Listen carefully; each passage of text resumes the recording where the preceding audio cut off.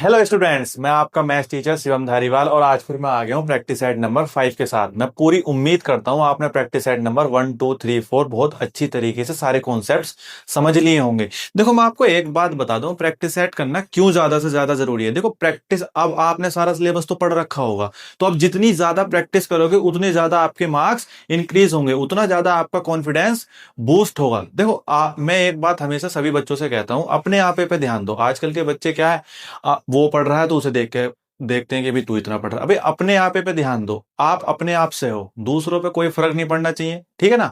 आप अपने आप पे ध्यान दो और अपने आप पे ध्यान देखते हुए प्रैक्टिस सेट लगाओ, प्रैक्टिस सेट से क्वेश्चंस करो। अगर आप क्वेश्चंस करोगे तो आपका कॉन्फिडेंस ऊपर होगा। देखो, अगर मैं को प्रैक्टिस सेट करा रहा हूँ, प्रैक्टिस सेट में आपने एक भी क्वेश्चन अपनी तरफ से कर दिया, तो इसका मतलब क्या है कि आपका कॉन्फिडेंस ऊपर आएगा। देखो, कॉन्फिडेंस, किसी भी व्यक्ति को कॉन्फिडेंस होना बहुत ज्यादा जरूरी है। कॉन्फिडेंस मैटर्स करता है, लेकिन ओवर कॉन्फिडेंस नहीं होना चाहिए व्यक्ति को। अब जैसे प्रैक्टिस सेट है, आपको प्रैक्टिस सेट करना है, तो प्रैक्टिस सेट के अंदर अगर आप पहला क्वेश्चन कर रहे हो तो आप वीडियो को पॉज करो, अपने आप से ट्राई करो, अगर आपसे बन रहा है। अब ऐसा तो है नहीं कोई आपके 1 1.5 घंटे का प्रैक्टिस सेट है, मुश्किल से मुश्किल आपके पास प्रैक्टिस सेट 30 मिनट का होता है। अगर आप पॉज करके भी देखोगे तो 40 मिनट में प्रैक्टिस सेट को निपटा लोगे। अब आप प्रैक्टिस सेट का पहला क्वेश्चन को पॉज करते हो, अगर आपसे बनना है तो ठीक है, नहीं बन रहा तो आप सोल्यूशन देखो। अगर बन रहा है तो स्किप करके उसका आंसर का मतलब ऑप्शन पे कौन से पे टिक किया है मैंने, उसे देख के अगले क्वेश्चन पे पहुंचो, ठीक है ना। इस तरीके से आप प्रैक्टिस सेट को करोगे तो आपका कॉन्फिडेंस 110% बूस्ट होगा। और क्लास को पूरी अंत तक देखा करो, ठीक है ना। 20 30 मिनट में आपको कुछ नहीं जाएगा, लेकिन आप 20 30 मिनट पूरी क्लास को देखोगे तो ज्यादा से ज्यादा कॉन्सेप्ट सीख कर ही जाओगे। मैं इस बात का वादा करता हूं कि अगर आपने क्लास पूरी देख ली तो ऐसा बिल्कुल जरूर है कि आप 1 से 2 3 कॉन्सेप्ट और फालतू ही सीख के जाओगे, ठीक है ना। आइए चलिए शुरू करते हैं आज का प्रैक्टिस सेट का पहला क्वेश्चन। ठीक, देखो देखो आज के प्रैक्टिस सेट का,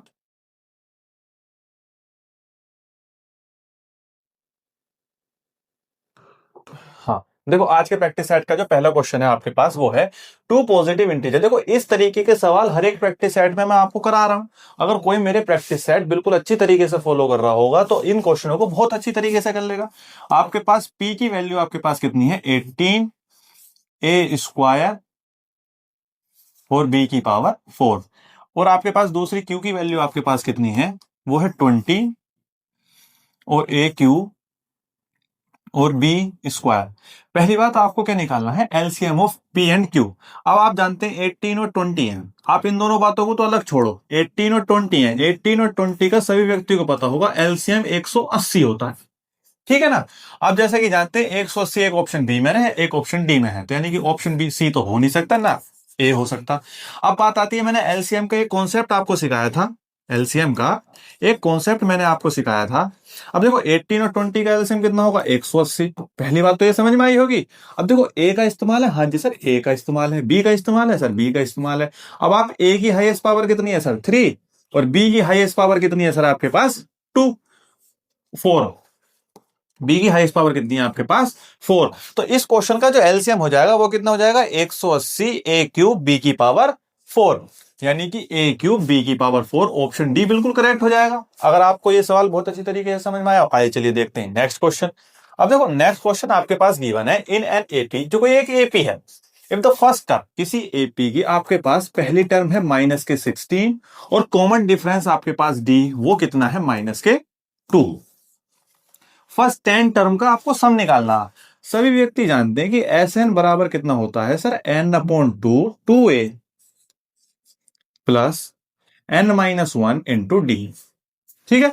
अब आपको बताना है कि पहली 10 टर्म का, यानी कि 10/2 टू ए की वैल्यू सर -16 प्लस 10-1 और डी की वैल्यू आपके पास कितनी आ गई, -2, ठीक है। अब वैल्यू कितनी बन रही है, आप 2 से 10 को कैलकुलेट करते हो तो 5, 16 दूनी 32, यानी कि ठीक। दूसरी बात आपके पास आती है, 10 में से 1 गया 9, 9 की गुणा 2 से करोगे कितना आ गया आपके पास, अगर 9 की गुणा आप 2 से करते हो तो आपके पास कितनी वैल्यू आ जाएगी, 18, ठीक है ना। अब देखो 9, 9 की 2 से गुणा -18, -18 प्लस माइनस माइनस, तो -18 आप लिखोगे, है ना। अब आप देखो तो आपके पास कितनी वैल्यू बननी है, 5, 18 और 32 कितना, देखो minus minus plus sign minus कराएगा तो आपके पास कितना आया, 50। कितना आया सर, 50। आप 50 के 5 पंजे 25, तो आपका जो आंसर कितना आ जाएगा, -250। है ना सर। अब जहां भी ऑप्शन आपको सी दिखाई दे वो आपको टिक करो और आगे बढ़ो। ठीक है, बहुत अच्छी तरीके से समझ में आया होगा। अब देखो नेक्स्ट सवाल, नेक्स्ट सवाल मोस्ट इंपोर्टेंट सवाल है, काफी बार रिपीटेड सवाल है और इस सवाल को बच्चे क्या करते हैं, स्किप करके चले जाते हैं, लेकिन मैं आपको करा रहा हूं बहुत अच्छी तरीके से। आपके पास जो वैल्यू है वो कितनी है, समेशन 1 n fi xi-x बार। अब आप मेरे को एक बात बताओ, देखो एन और वन और एन हर एक बात लिखने की जरूरत तो है नहीं, समेशन एफ आई। अब आप एफ आई की एक्स आई के साथ मल्टीप्लीकेशन कर दो, माइनस एफ आई की मल्टीप्लीकेशन हमने सर समेशन के एक्स बार के साथ कर दी। अब देखो समेशन जो आपके पास लग रहा है वो इन दोनों के ऊपर है, तो हम समेशन को खोल लेते हैं, summation f i x i minus summation f आई और एक्स बार। अब आप मेरे को एक बात बताओ, summation f i x i minus summation f i x bar किसके बराबर होता है, मैंने आपको कई बार बताया एक्स बार का मतलब होता है मीन, और मीन सर हमारे पास जो बराबर होता है वो summation f i x I upon summation f आई के बराबर होता है। तो आप एक्स बार की जगह क्या लिख सकते हो, summation f i x I upon summation f आई। आप समेशन एफ आई से समेशन एफ आई कैंसिल करोगे तो आपके पास जो वैल्यू बनकर आएगी वो कितनी आएगी, summation f i x i minus summation f i x i. ठीक है, आप समान चीज में से समान चीज को घटाओगे तो आपके पास वैल्यू कितनी बनकर आएगी, 0, यानी कि ऑप्शन डी बिल्कुल करेक्ट हो गया। देखो इस तरीके के सवाल को अगर आप एक बार आगे बढ़ जाते हो करने के लिए तो ये सवाल बहुत आसान होते हैं। जो सवाल देखने में आपको हार्ड लग रहा है वो सवाल कभी भी जिंदगी में हार्ड नहीं होता। ठीक है ना, अगर आप उस सवाल का पहला स्टेप पार कर लेते हो, मतलब सवाल को करना किस तरीके से, अगर आप उस चीज को समझ गए तो आपका सवाल बिल्कुल आसान बन जाएगा। आइए चलिए देखते हैं नेक्स्ट क्वेश्चन। नेक्स्ट क्वेश्चन आपके पास गिवन है, the volume of the largest right cone that can be carved out from a solid cube of edge कितना, 2 सेंटीमीटर। देखो अगर आप क्यूब बनाते हो, अगर आप क्यूब बनाते हो, माना कि ये हमारे पास क्यूब है ना, ये क्या है हमारे पास क्यूब है। अब आप क्यूब में से कोई भी एक लार्जेस्ट कोन को अगर आप कर्व्ड आउट करते हो तो आपके पास क्यूब की एज कितनी दे रखी है, 2 सेंटीमीटर। अगर आप लार्जेस्ट कोन को आप कर्व्ड आउट करते हो तो वो इतनी तो हो सकती है, यानी कि ऊपर वाली जो सतह होगी आपके पास स्क्वायर वाली उसका वो डायमीटर होगा, यानी कि कर्व्ड का जो आपके पास ऊपर सर्कुलर वाली सरफेस होगी वो जो होगी वो डायमीटर होगी किसके, एज की साइड के बराबर। यानी कि इस कोन का जो डायमीटर आ जाएगा वो कितना आ जाएगा, 2 सेंटीमीटर। मानते हो नहीं मानते। वहीं अगर आप कर्व्ड आउट कर रहे हो किसी भी क्यूब में से कोन को, तो कोन की जो हाइट होगी, कोन की जो हाइट होगी वो आपके पास कितनी हो जाएगी, 2 सेंटीमीटर, है ना। तो इसमें जो कोन की जो हाइट है वो कितनी होगी, 2 सेंटीमीटर। आपको वॉल्यूम निकालना है तो आप जानते हैं कोन का जो वॉल्यूम होता है वो कितना होता है, 1/3 पाई आर स्क्वायर एच, है ना। अब आपको पता है कि कोन का वॉल्यूम कितना है, 1/3 पाई आर स्क्वायर एच। तो कोन का वॉल्यूम कितना हो जाएगा, 1/3 पाई। ठीक है ना, पाई की जगह पाई, क्योंकि सारे ऑप्शंस के अंदर पाई है तो पाई की तो वैल्यू आपको पुट करनी नहीं है। आर की वैल्यू कितनी हो जाएगी, देखो डी अगर आपके पास 2 है तो इसका मतलब आर की वैल्यू आपके पास कितनी होगी, 1। क्यों, क्योंकि आपकी जो ऊपर वाली सरफेस होगी क्यूब की वो स्क्वायर की फॉर्म में होगी और जो कोन की जो सरफेस होगी वो सर्कुलर के फॉर्म में होगी। तो यानी कि यहां से लेकर यहां तक एक सर्कल का क्या बनेगा, डायमीटर। और ये जो दूरी होगी वो किसी भी कोन की एज के बराबर होगी। तो ठीक है ना, तो डायमीटर आपके पास 2 सेंटीमीटर आ जाएगा तो रेडियस आपके पास 1 सेंटीमीटर आ जाएगी। समझ में आ रहा है, ठीक है। आपके पास आर पाई आर स्क्वायर यानी कि 1 का स्क्वायर, और एच की वैल्यू आपके पास कितनी है सर, 2। क्यों, क्योंकि कोन की जो हाइट हो सकती है वो एज ऑफ द कोन को एज ऑफ द क्यूब के बराबर ही हो सकती है, उससे ज्यादा कोन नीचे चली जाएगी। मैक्सिमम निकालना है तो इस वजह से आपके पास एच की वैल्यू सर 2 हो गई। आप 1 का स्क्वायर 1 2 यानी कि 2 पाई अपॉन 3 आंसर आ जाएगा। जहां कौन से भी ऑप्शन में दिखाई दे आप उसको टिक करें, यानी कि ऑप्शन डी में आपको दिखाई दे रहा है 2 पाई अपॉन 3, इसको टिक करें और आगे बढ़ जाएं। ठीक है ना, आपको सवाल अच्छी तरीके से समझ में आया। आइए चलिए देखते हैं नेक्स्ट क्वेश्चन। देखो नेक्स्ट क्वेश्चन आपके पास क्या गिवन है, अ सॉलिड स्फीयर। ठीक है ना, आपके पास क्या गिवन है, अ सॉलिड स्फीयर। मान ये एक आपके पास सॉलिड स्फीयर है, ठीक है सर। अब देखो सॉलिड स्फीयर है, सॉलिड स्फीयर को कट इनटू 2 हेमिस्फीयर, यानी कि 2 हेमिस्फीयर में आपने इसको कट कर दिया। हाँ जी सर, बिल्कुल कट कर दिया। The ratio of the surface areas of sphere to that of the 2 hemisphere taken together. ठीक है ना। अब जैसे कि आप जानते हैं आपके पास जो स्फीयर है, आपके पास जो स्फीयर है जो स्फीयर है, स्फीयर का जो एरिया होगा, सरफेस एरिया, वो कितना होता है सर? 4 पाई r स्क्वायर। ठीक है। अब आपके पास जो है, इसको टेकन आउट करने के बाद दो हेमिस्फीयर बनेंगे, है ना, एक और दो। बिल्कुल सही बात है ना। आपके पास दो हेमिस्फीयर बने। जैसा कि आप जानते हैं, किसी भी एक हेमिस्फीयर का जो एरिया होता है, टोटल टोटल की बात करिए ना, ratio of the surface area, total surface area की बात चल रही है। यानी कि एक हेमिस्फीयर का टोटल सरफेस एरिया होता है 3 पाई r स्क्वायर। तो इसका भी कितना होगा? 3 पाई r स्क्वायर। 3 पाई r स्क्वायर, 3 पाई r स्क्वायर, आपके पास कितना आ गया दोनों का मिला के? वो कितना आ जाएगा? 6 पाई r स्क्वायर। ठीक है ना। यानी कि एरिया ऑफ स्फीयर, स्फीयर के एरिया से और टू हेमिस्फीयर के एरिया को टुगेदर लेने पर क्या रेशियो बनेगा? तो आपके पास स्फीयर का रेशियो एरिया कितना आ जाएगा? 4 पाई r स्क्वायर। और आपको रेशियो किसका निकालना है? दोनों हेमिस्फीयर के एरिया के बराबर, मतलब एरिया जितना होगा उसके साथ। तो आप जैसा कि जानते हैं, पाई r स्क्वायर से पाई r स्क्वायर कैंसिल हो जाएगा, दो से आपके पास 2 दूनी 4 और 2 तिया 6। तो आपका आंसर कितना आना चाहिए? 2/3, यानी कि 2:3। आया समझ में आपको? तो जो ऑप्शन 2:3 है वो आपका बिल्कुल करेक्ट हो जाएगा। बच्चे क्या होते हैं, 1:1 पे टिक करके चले जाते हैं। क्यों? क्योंकि हमारे पास कोई भी स्फीयर दो भागों में काटा तो सेम ही तो रहेगा। नहीं, क्यों? क्योंकि इसकी ऊपर वाली जो सतह है वो एक्स्ट्रा हो जाती है। ठीक है ना। आइए चलिए देखते हैं नेक्स्ट क्वेश्चन। देखो नेक्स्ट क्वेश्चन आपके पास गिवन है, the centre of the circle. ठीक है। नेक्स्ट क्वेश्चन आपके पास क्या गिवन है? Centre of the circle. देखो मैं एक सर्किल माना कि ये सर्किल है। ठीक है। सर्किल, आपके पास सर्किल का सेंटर गिवन है, वो उसका जो पॉइंट है वो है 2,0। यहां तक बात समझ में आई सर? हाँ जी सर, समझ में आई। If one end of the diameter, मैंने जो माना वो डायमीटर का जो एंड है वो कितना चल रहा है? वो आगे 6,0। अब जैसा कि आप जानते हैं, सर्किल का जो सेंटर है वो 2,0, सर्किल का डायमीटर का एंड भाई से 6,0, यानी कि y का कोऑर्डिनेट यहां भी 0, यहां भी 0। इसका मतलब क्या है कि ये वाली जो लाइन है सर, ये वाली जो लाइन है सर, y का कोऑर्डिनेट 0 है, तो ये एक्स एक्सिस वाली लाइन है। इसका मतलब क्या हुआ कि ये एक एक्स एक्सिस वाली लाइन है। अब आपको इसका कोऑर्डिनेट बताना है ना। तो यहां से लेकर यहां तक भी एक रेडियस होती है, यहां से लेकर यहां तक भी एक रेडियस होती है। यानी कि 2 से 6 पहुंचने पर आपको कोऑर्डिनेट कितने बढ़ाने पड़े? 4। तो आपको लेफ्ट हैंड साइड पर कोई चीज घटानी पड़ेगी, तो 2 में से 4 घटाओगे तो यहां पहुंचोगे आप -2 पे, है ना। क्योंकि आप इधर को जा रहे हो तो बढ़ते चले जाओगे, इधर को आओगे लेफ्ट हैंड साइड पर तो घटते चले जाओगे कोऑर्डिनेट एक्सिस की वजह से। तो आपके पास इधर कितनी एक्स, इसका कोऑर्डिनेट कितना जाएगा? -2। और वाई का कोऑर्डिनेट तो 0 ही रहना, क्योंकि एक्स एक्सिस पर ही चलते आ रहे हैं। अगर आप देखो शॉर्ट तरीके से, अगर आप लॉन्ग तरीके से करोगे तो बहुत लंबा सवाल है। अगर आप शॉर्ट तरीके से करोगे तो -2,0, यानी कि ऑप्शन सी बिल्कुल करेक्ट हो जाएगा। टिक करो और आगे बढ़ो। क्यों? क्योंकि ये वाई एक्सिस पर चल रहा है ना।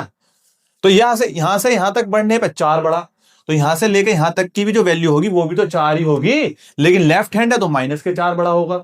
यानी कि 2 में से 4 घटाओगे तो -2 आ जाएगा। सिंपल सा लॉजिक है, आगे बढ़ो। अब देखो इस सवाल में, one card is drawn at random a well shuffle deck of 52 playing cards, the probability that is a red S card, red S card. अब आप जैसा कि जानते हैं सारे, आपके पास जो कार्ड्स होते हैं वो 52 होते हैं। अब वो 52 कार्ड जो होते हैं वो 4 भागों में बटे हुए होते हैं, 13, 13, 13 और 13। इसमें लिखा हुआ है the probability that is a red S card, यानी कि हर एक 13 के अंदर रेस एस कार्ड होता है। अब आप मानते हैं कि जो आपके पास ये कोई से भी दो मान लो, 26 कार्ड कितने होते हैं? रेड। और 26 कार्ड कितने होते हैं आपके पास? ब्लैक। कार्ड की पूरी प्रोबेबिलिटी मैं आपको समझा ही देता हूं। ठीक है। आप इसको मानो स्फेड, इसको मानो आप क्लब, आप इसको मानो हार्ट। कॉपी में लिख लेना सर, आप किसी भी कॉपी के कोने पेज पर लिख लेना डायमंड। अब कुछ भी सवाल आओ आपके पास, वो आप बिल्कुल नहीं भूलना है। यानी कि आपके पास 52 पत्ते होते हैं, 4 प्रकार के, स्पेड, क्लब, हार्ट, डायमंड। हर एक पत्ते जो होते हैं वो 13-13 होते हैं। अब दो जो पत्ते होते हैं आपके पास, और 26 ब्लैक कितने होते हैं आपके पास? 26, यानी कि स्पेड और क्लब के ब्लैक कलर के होते हैं। और हार्ट और डायमंड कितने कलर के, कैसे कलर के होते हैं? रेड। अब मैं आपको 13 पत्ते का कॉन्फ़िगरेशन बता देता हूं। अब जो 13 पत्ते होते हैं वो होते हैं, पहला एस, ठीक। दूसरा दूसरा पत्ता होता है आपके पास, वो होता है किंग। और तीसरा पत्ता होता है आपके पास क्वीन। चौथा पत्ता आपके पास होता है जैक। फिर आ जाता है 10, 10, 9, 8, 7, 6, 5 और 4, 3, 2 और एक इक्का। 1, 2, 3, 4, 5, 6, 7, 8, 9, 10, 11, 12, 13। यानी कि जो 13 पत्ते होते हैं वो ये होते हैं। हर एक 13 के अंदर इक्का होगा, हर एक 13 के अंदर किंग क्वीन सेम तरीके के नंबर होंगे, ठीक है। अब आपके पास जो सवाल है वो क्या है, red S card, red S card. अब आपके पास जो इसके अंदर रेड कार्ड तो ये दोनों हैं। अब आपको पता है इसके अंदर एक एस होगा, इसके अंदर सर एक एस होगा। समझ में आया? आपको कार्ड की पूरी प्रोबेबिलिटी समझ में आ रही होगी, ठीक है ना। अब कुछ भी पूछे सर, कुछ भी पूछे कि आपके रेड एस कार्ड है, कुछ भी कोई भी पत्ता पूछे, आपको सारी ये नॉलेज पता होनी चाहिए, आप पता लगा लोगे। तो रेड एस कार्ड कितने होंगे सर आपके पास, 2। और टोटल पत्ते कितने होते हैं, 52। तो आपकी प्रोबेबिलिटी कितनी हो जाएगी, प्रोबेबिलिटी किसी भी इवेंट का होना, इसका मतलब होता है favourable outcome upon total outcome, ठीक है ना। तो आपके पास जो प्रोबेबिलिटी आ जाएगी इस इवेंट की, वो कितनी आ जाएगी, फेवरेबल आउटकम सर आपके पास 2, टोटल आउटकम आपके पास कितने हैं, 52। तो आपका जो आंसर हो जाएगा वो कितना आ जाएगा, 1/26। यानी 2 से आप इसे काट दोगे तो आपके पास कितना आ जाएगा, 1/26। यानी कि ऑप्शन बी आपका बिल्कुल करेक्ट हो जाएगा। देखो कार्ड की जितनी भी प्रोबेबिलिटी हो सकती है मैंने आपको सिखा दी, ठीक है ना। अब कुछ भी पत्ता पूछे उससे कोई आपको फर्क नहीं होना चाहिए, क्योंकि हमें तो सारे पत्तों का ज्ञान है। आइए चलिए देखते हैं नेक्स्ट क्वेश्चन। देखो नेक्स्ट क्वेश्चन आपके पास गिवन है, the middle most observation of every data arrange in order is called. देखो मैं एक बात बताता हूं, आपके पास कोई भी डाटा गिवन है, अगर आपके पास कोई भी डाटा गिवन है, अगर उस डाटा का हम एवरेज निकाल रहे हैं, इसका मतलब होता है हम उस डाटा का मीन निकाल रहे हैं। दूसरी बात, अगर आप कोई भी डाटा आपके पास गिवन है और आपको पता नहीं है कि कौन सी टर्म सबसे ज्यादा बार रिपीटेड है, ठीक है ना, कौन सी टर्म सबसे ज्यादा बार रिपीटेड है, यानी कि किस टर्म की सबसे ज्यादा हाईएस्ट फ्रीक्वेंसी है, तो इसका मतलब है कि हम उस डाटा का क्या निकाल रहे हैं, मोड निकाल रहे हैं। तीसरी बात, अगर आपके पास कोई भी डाटा गिवन है, उस डाटा का मिडिल मोस्ट टर्म निकालना है, जैसे आपके पास 5 टर्म गिवन है, तो इसका मतलब है कि तीसरे नंबर की जो टर्म होगी वो उस क्वेश्चन के क्या होगी, मिडिल टर्म होगी। यानी कि किसी भी डाटा का कोई भी मिडिल टर्म को निकालना, इसका मतलब होता है कि हम उस डाटा का क्या निकाल रहे हैं, मीडियन निकाल रहे हैं। तो आपके पास क्वेश्चन क्या है, the middle most observation of the every data arrange in order is known as median. Mean का मतलब एवरेज, मोड का मतलब, इसका मतलब है कि हाईएस्ट फ्रीक्वेंसी। अब देखो डेविएशन एक क्लास 11th का क्वेश्चन है। अब डेविएशन का मतलब होता है किसी चीज से राह से भटक जाना। तो डेविएशन दो प्रकार से निकलता है, या तो मीन के अकॉर्डिंग निकलता है, मोड के अकॉर्डिंग भी निकलता है, और मूड के अकॉर्डिंग भी निकलता है। तो डेविएशन आपको क्लास 11th में मैं ही पढ़ाऊंगा, ठीक है ना। तो आइए चलिए देखते हैं नेक्स्ट क्वेश्चन। नेक्स्ट क्वेश्चन आपके पास गिवन है, थीटा इक्वल टू कितना है, 30 degree. The value of the 2 sine theta और कॉस थीटा, यानी कि आपको वैल्यू निकालनी है 2 sine theta cos theta. Simple question, 2 sine 30, theta की वैल्यू 30 है तो कोस 30, कोस 30। अब देखो आपको अगर ट्रिग्नोमेट्री का टेबल याद है तो बहुत अच्छी तरीके से आप इस सवाल को कर लेंगे। साइन 30 की वैल्यू होती है सर 1/2, कोस 30 की वैल्यू होती है √3/2। 2 से 2 कैंसिल करोगे आप, √3/2 आपका आंसर आ जाएगा। यानी कि ऑप्शन बी बिल्कुल करेक्ट हो जाएगा। अब देखो इस क्वेश्चन को पूछने का एग्जामिनर का मतलब क्या था, कि अगर किसी व्यक्ति को, किसी भी स्टूडेंट को अगर ट्रिग्नोमेट्री के टेबल का ज्ञान है तो वो इस सवाल को कर लेगा। जिसे नहीं आता ट्रिग्नोमेट्री टेबल, तो वो मेरी एक वीडियो है, वो जो इंट्रोडक्शन ऑफ ट्रिग्नोमेट्री की एक 1 शॉट वीडियो, अगर आप उस पूरी वीडियो को देखते हो तो बहुत अच्छी तरीके से आप ट्रिग्नोमेट्री को समझ जाओगे, ठीक है ना। तो आइए चलिए देखते हैं नेक्स्ट क्वेश्चन। नेक्स्ट क्वेश्चन आपके पास है, if the roots of the quadratic equation are real and equal then the which of the following relation is true.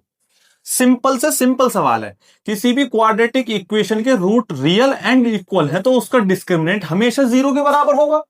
किसी भी क्वाड्रेटिक इक्वेशन का जो डिस्क्रिमिनेंट होता है वो होता है b² - 4ac इक्वल टू 0। ठीक है।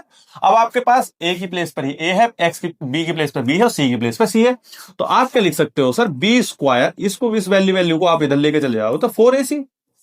ठीक है। अब आप कोई सा भी रिलेशन देखते हो तो आपके पास जो वैल्यू आ रही है, आप 4 को इधर लेकर आओ तो आपके पास आ जाएगा B square upon 4 equal to A C, यानी कि ए सी बराबर आ जाएगा बी स्क्वायर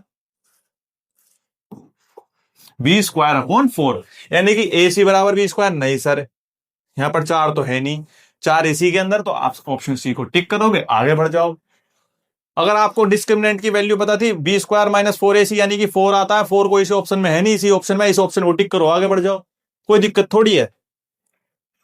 देखो नेक्स्ट क्वेश्चन आपके पास गिवन है, from the data 1 4 7 9 16 21 and 25 if all the even number, यानी कि इस डाटा के जो इवन नंबर है आर रिमूव्ड, 4 इवन है सर, ये रिमूव कर दिया, 7 नहीं है, 9 नहीं है, 16 इवन है, रिमूव कर दिया,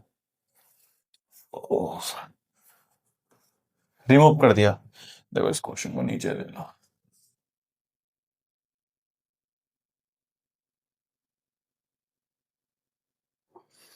यानी कि 4 इवन है, हाँ जी सर रिमूव कर दिया, 16 इवन है, रिमूव कर दिया, बचे कुछ नंबर में से सर कोई इवन नंबर तो नहीं है, नहीं है सर।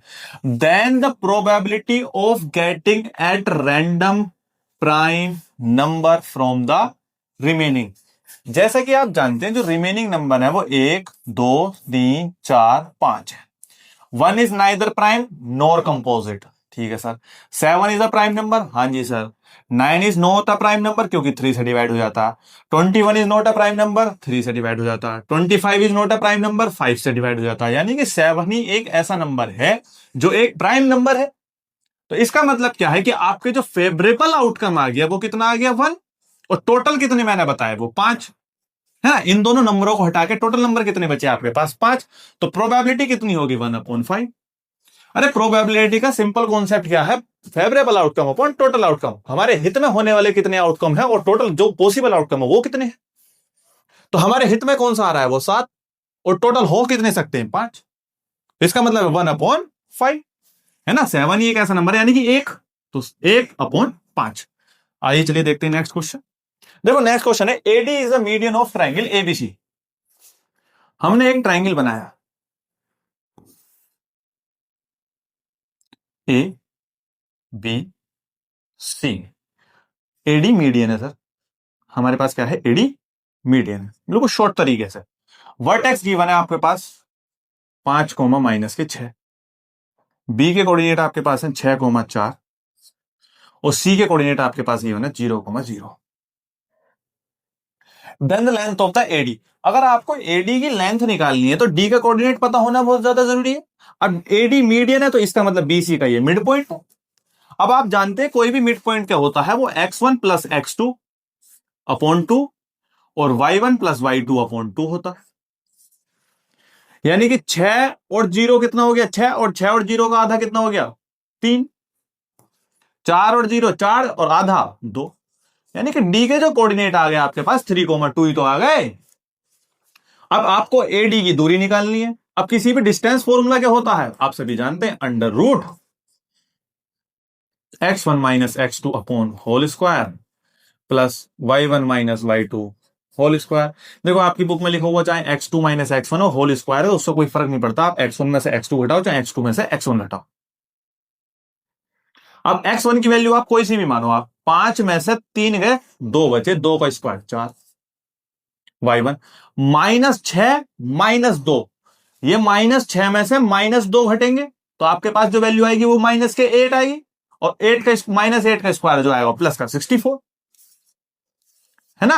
तो आपके पास जो वैल्यू आ रही है वो कितनी आ रही है 64।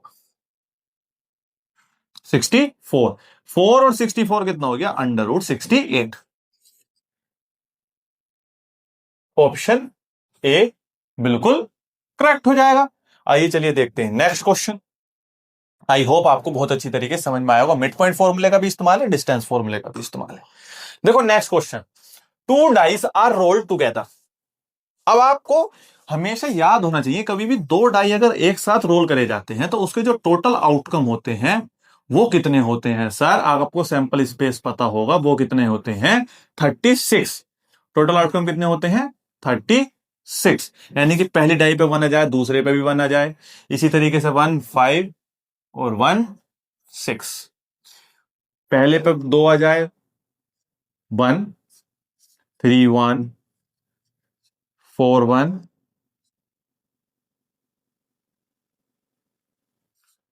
5 1 6 1, इसी तरीके से जो लास्ट टर्म होगी वो 6 होगी।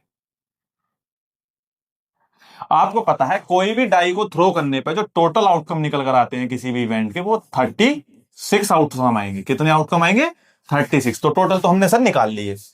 The probability getting the sum of numbers on the two dies are 2, या तो सम 2 आ जाए, सम 3 आ जाए और सम 5 आ जाए। केवल एक ही ऐसा इवेंट है जिसमें दोनों डाई के ऊपर कितना, दोनों को जोड़कर कितना आ जाएगा 2। केवल 2 ही एक ऐसे इवेंट है जिनका दोनों का सम मिलाकर कितना आएगा 3, क्या कि 1 और 2 3, 2 और 1 3। ठीक है, अब आपके पास है 5, 5 का 5 निकालने के लिए आपके पास जो इवेंट आ जाएंगे वो कितने आ जाएंगे 1,4 और 4,1।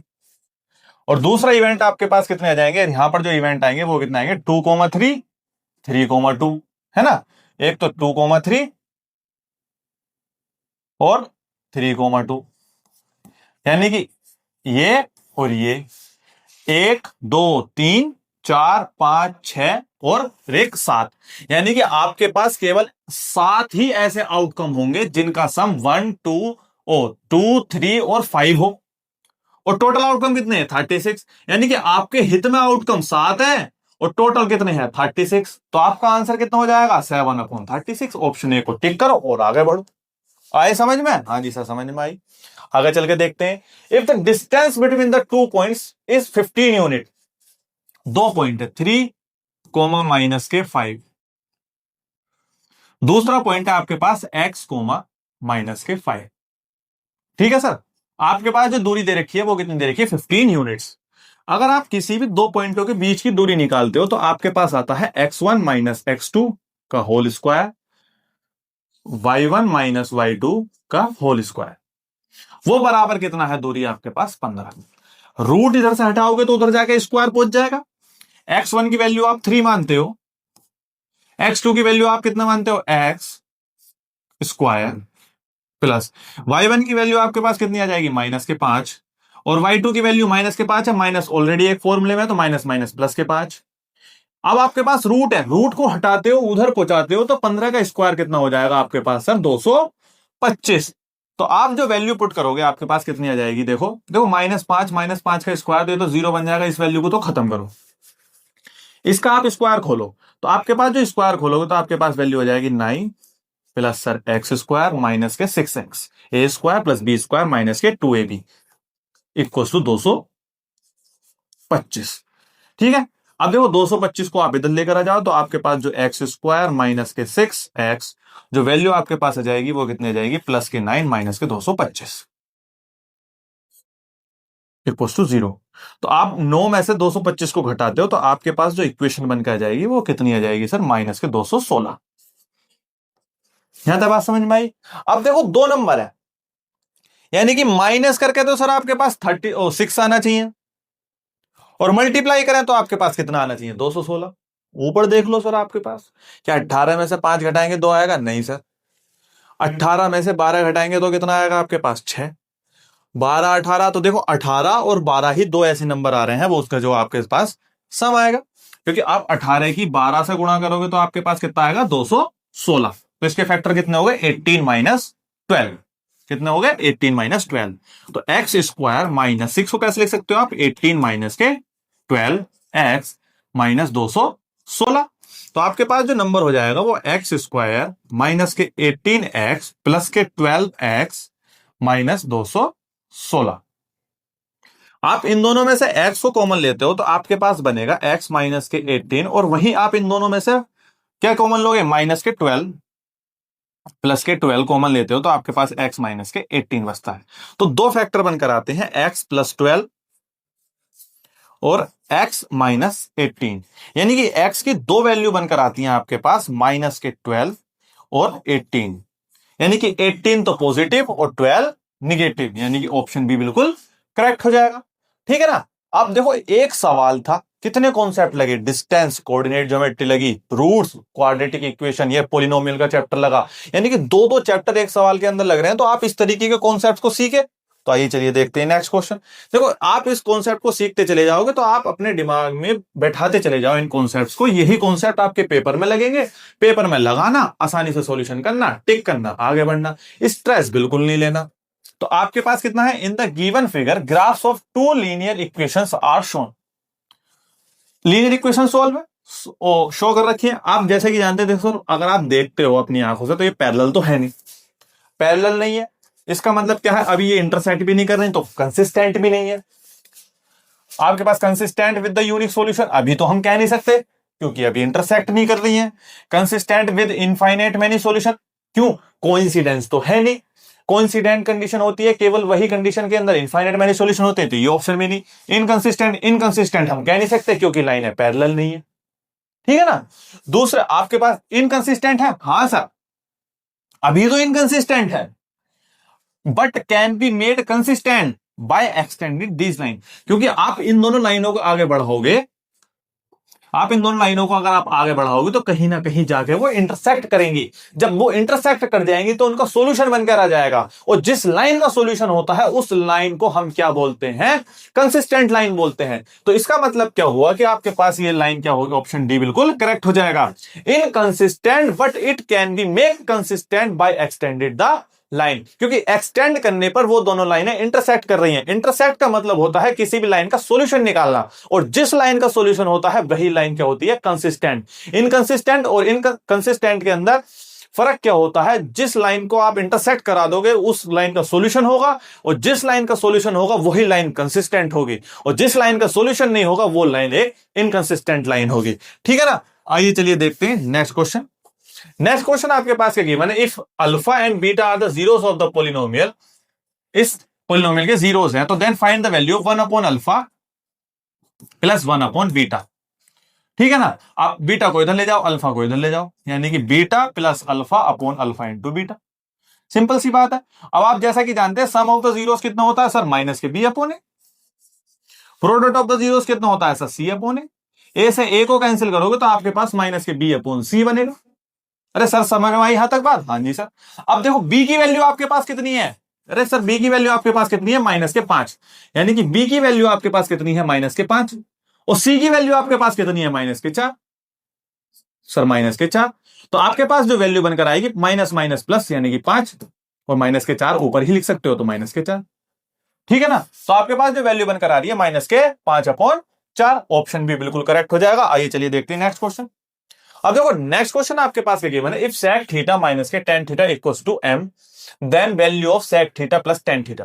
देखो आपको मैं एक बात बताऊं, आप ट्रिग्नोमेट्रिक आइडेंटिटी जानते हैं कि sec स्क्वायर थीटा माइनस के tan square theta equals to कितना होता है, 1।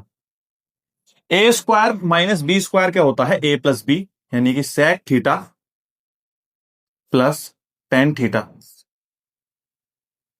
sec थीटा माइनस के tan थीटा इक्वल्स टू 1।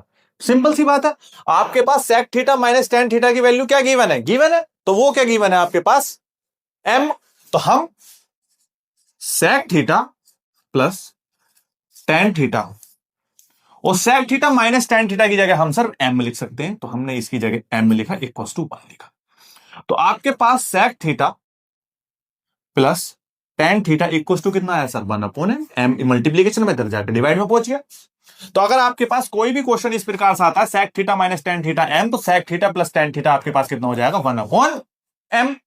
अगर क्वेश्चन में ये बोल देता कि sec theta plus tan theta equals to m है, तो sec थीटा माइनस के tan theta equals to 1 upon m हो, यानी कि ये दोनों आपस में एक दूसरे के साथ क्या है, रेसिप्रोकल। पहली कंडीशन आप इस बात को याद रखोगे।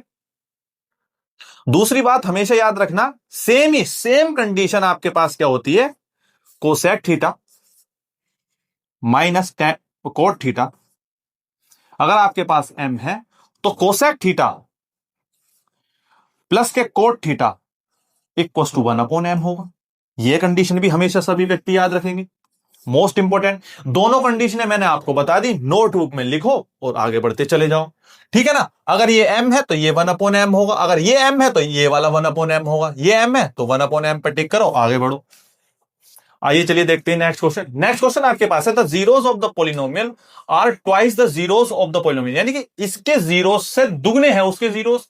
आपको p की वैल्यू निकालनी है, तो p की वैल्यू आपके पास b के कोऑर्डिनेट आनी है, यानी कि ऊपर वाले के जीरोस अगर आप अल्फा और बीटा मानते हो तो इसका मतलब अल्फा प्लस बीटा कितने बराबर होता है, माइनस के b/a। पहली बात तो सर यही, ठीक है। यानी कि इस वाली जीरो जो ऊपर वाली पोलिनोमियल है उसके जीरो जो है नीचे वाली पोलिनोमियल से दुगने हैं, है ना। तो इसका मतलब क्या है कि अगर आप इस वाली कोऑर्डिनेट इसके जीरो आप अल्फा मानते हो और इसका जीरो दूसरे वाली का बीटा मानते हो, तो यानी कि इन दोनों जीरोस का सम कितना आ जाएगा आपके पास, माइनस के b, यानी कि b की वैल्यू आपके पास 5 है और a की वैल्यू आपके पास 4, b की वैल्यू माइनस के 5 है। तो अल्फा प्लस बीटा की वैल्यू कितनी आ गई आपके पास, कितनी आ गई सर वो कितनी आ जाएगी, 5/4। यानी कि इसके जीरोस का सम कितना आ गया आपके पास, 5/4, और इसके जीरोस से दुगने हैं ऊपर वाली इक्वेशन के जीरोस, तो यानी कि ऊपर वाली इक्वेशन के जीरोस का सम जो होगा वो इसके जीरोस के सम से दुगना होगा, ठीक है ना। तो ऊपर वाली इक्वेशन के जीरोस का सम कितना होगा, इसके जीरोस से दुगना, यानी कि 5/4 की मल्टीप्लीकेशन आप 2 से करो। ऊपर वाली इक्वेशन के जीरोस का सम कितना आ गया सर आपके पास, 5/2, क्योंकि 2 से 4 को कैंसिल करोगे 2 बार, यानी कि ऊपर वाली इक्वेशन का जीरोस का सम कितना आ गया, 5/2, ठीक है ना। और जीरोस का सम होता किसके बराबर है, b/a माइनस b, और b की वैल्यू आपके पास कितनी है, p, और a की वैल्यू आपके पास कितनी है, 1। अब ये माइनस इधर है तो आप इधर को ले आओगे, तो आपके पास जो p की वैल्यू आपके पास हो जाएगी माइनस के 5/2, ठीक है ना, माइनस के 5/2। ऑप्शन ए को टिक करोगे, आगे बढ़ के चले जाओगे। आई बात समझ में, ठीक है। अब देखो ये एक असर्शन रीजन का सवाल है, मैं हर एक प्रैक्टिस सेट में 2 असर्शन रीजन कराता हूं। आपके पास गिवन है, the tangent drawn at the end of the point of the diameter of a circle are parallel. हाँ जी सर, कोई भी सर्किल है, सर्किल का डायमीटर है, डायमीटर पर कोई भी टेंजेंट ड्रॉ करोगे हमेशा पैरेलल बनकर आएगी। देखो अगर यहां पे आर पैरेलल है वो भी बिल्कुल ठीक है बात, अगर ऑलवेज पैरेलल लिखा हुआ तो वो भी बात बिल्कुल ठीक है। अब नीचे लिखा हुआ है रीजन के अंदर, the diameter of the circle is the longest code, बिल्कुल सही बात भाई। हाँ भी किसी भी सर्किल के अंदर कोई भी डायमीटर ड्रॉ होता है वो लॉन्गेस्ट कोड होता है, लेकिन क्या इस स्टेटमेंट को ये स्टेटमेंट वेरीफाई कर रहा है, नहीं। तो यानी कि दोनों स्टेटमेंट तो ठीक है, लेकिन R is not a correct explanation of the first, यानी कि ऑप्शन भी बिल्कुल करेक्ट हो जाएगा, यानी कि दोनों statement correct but R is not a correct explanation of the assertion. अगर रीजन कभी भी पढ़ना हो तो बिकॉज लगाकर पढ़ो, क्या लगाकर, बिकॉज, ऐसा होगा, बिकॉज यानी क्योंकि ऐसा, बिल्कुल भी वेरीफाई नहीं करता तो आपका आंसर जो हो जाएगा ऑप्शन बी हो जाएगा। आइए चलिए देखते हैं नेक्स्ट क्वेश्चन। अब देखो ये एक असर्शन रीजन है, आपके पास गिवन है, if the graph of the polynomial touches the x axis, यानी कि आपके पास कोऑर्डिनेट पोल एक्सिस है। अब आपके पास कोई ग्राफ बनाया गया जो एक्स एक्सिस को टच कर रहा है, लो सर मैंने एक ग्राफ बना दिया जो एक्स एक्सिस को टच करके जा रहा है, इस पॉइंट पर हमने माना कि इस पॉइंट पर एक्स एक्सिस को टच कर रहा है एट ओनली 1 पॉइंट, हाँ सर हमने माना 1 पॉइंट पर, then the polynomial can not be a quadratic polynomial, ऐसा जरूरी तो नहीं है। क्यों, क्योंकि क्वाड्रेटिक पॉलिनोमियल के जो डी, किसी भी क्वाड्रेटिक पॉलिनोमियल का अगर डी 0 के बराबर आ जाता है तो इसका मतलब है कि उस क्वाड्रेटिक पॉलिनोमियल के जो जीरोस है वो बराबर है। अब जब जीरोस बराबर है तो इसका मतलब क्या है, एक्स की केवल ए की वैल्यू तो होगी, जीरोस बराबर भी तो हो सकते हैं, तो इसका मतलब ऐसा जरूरी तो नहीं है, यानी कि असर्शन तो गलत हो गया। क्यों, क्योंकि आपके डी की वैल्यू अगर 0 होगी तो दोनों जो जीरोस होंगे उस क्वाड्रेटिक पॉलिनोमियल के बराबर होंगे, जब बराबर होंगे तो केवल एक ही पॉइंट पे तो कट करेगा ग्राफ, टच करके जाएगा। इसका मतलब क्या होगा, उसके दो जीरोस हैं वो बराबर है, ऐसा असर्शन बिल्कुल गलत है क्योंकि कैन नॉट लिखा हुआ है। अगली बात, a polynomial of the degree n is greater than 1 can have the at most n zeros, बिल्कुल सही बात है। जिस डिग्री की, जिस पॉलिनोमियल की हाईएस्ट डिग्री होंगी तो उसके उतने ही जीरोस होंगे, ज्यादा से ज्यादा, कम से कम भी हो सकते हैं क्योंकि बराबर भी आ जाते हैं। तो इसका मतलब क्या है कि रीजन तो सही है, ठीक है ना, रीजन अपने आप में स्टेटमेंट ठीक है, यानी कि ऊपर वाले का एक्सप्लेनेशन नहीं है, लेकिन अपने आप में स्टेटमेंट ठीक है, यानी कि असर्शन तो गलत हो गया, रीजन करेक्ट हो गया। तो यानी कि जो 20 नंबर का क्वेश्चन है, 20 नंबर का जो क्वेश्चन है उसका जो ऑप्शन हो जाएगा वो क्या हो जाएगा, असर्शन इज फॉल्स और रीजन इज ट्रू, यानी कि 20 का आंसर हो जाएगा वो कितना हो जाएगा, ऑप्शन नंबर डी। आई बात समझ में। 20 का आंसर कितना हो गया? Option number D. 19 का भी समझ में आया, 20 में भी समझ में आया। ठीक है ना। देखो इस प्रैक्टिस सेट का ये लास्ट सवाल था। आपको प्रैक्टिस सेट अच्छा लगा हो तो अपने दोस्तों में बिल्कुल अच्छी तरीके से शेयर करें। ठीक है। और हमारे कमेंट बॉक्स में एक फीडबैक भी जरूर देकर जाएं। दूसरी बात, और हमारी वीडियो को लाइक जरूर करें और चैनल को सब्सक्राइब जरूर करें। ठीक है। आइए, और आज के लिए इतना ही। Thank you.